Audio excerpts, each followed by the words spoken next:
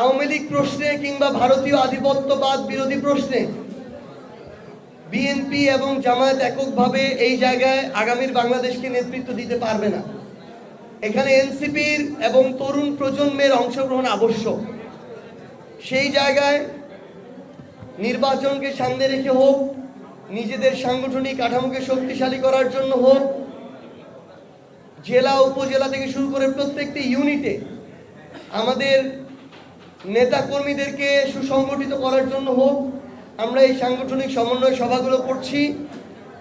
আমরা আশা করি আগামী ডিসেম্বরের মধ্যে বাংলাদেশের প্রত্যেকটি ওয়ার্ডে এনসিপির আহ্বায়ক কমিটি থাকবে এবং আগামীর বাংলাদেশে দুর্নীতির বিরুদ্ধে, চাঁদাবাজির বিরুদ্ধে, সকল অপকর্মের বিরুদ্ধে যে লড়াই, এই লড়াইটি দৃঢ়ভাবে চালিয়ে যাওয়ার দায়িত্ব তরুণদের এবং এনসিপিকে নিতে হবে। কারণ পুরনো রাজনৈতিক দলগুলো তাদের গতানুগতিক কালচার থেকে চেষ্টা করেও বের হতে পারছে না, বরং তারা দিনে দিনে ওই কালচারের ভিতরে আরো চলে যাচ্ছে। আমরা আমাদের জায়গা থেকে মনে করি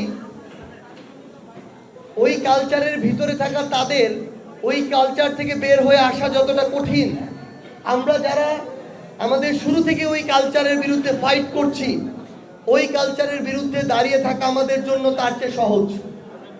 এবং আমরা আমাদের জায়গা থেকে এই লড়াইটা চালিয়ে যেতে চাই। এর পূর্বে বিএনপি কখনো এককভাবে ক্ষমতায় যায়নি, জামায়াতও বৃহৎ জনগোষ্ঠীর প্রতিনিধিত্ব সংসদে করেনি।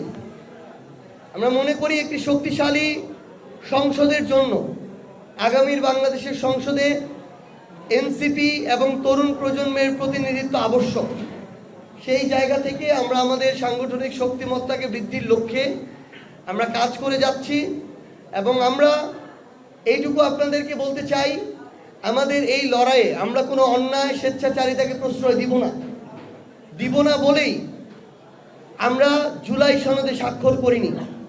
কারণ যেই জুলাই সনদের এখন পর্যন্ত আইনগত ভিত্তি আমাদের কাছে স্পষ্ট নয়, যেই জুলাই সনদের গুরুত্বপূর্ণ মৌলিক সংস্কারগুলোতে নোট অফ ডিসেন্ট দেওয়া রয়েছে, সেগুলোর ভবিষ্যৎ কি হবে, গণভোটে জুলাই সনদ পাশ হয়ে গেলে সেগুলো বাস্তবায়ন করতে সরকারি দল বাধ্য থাকবে কিনা,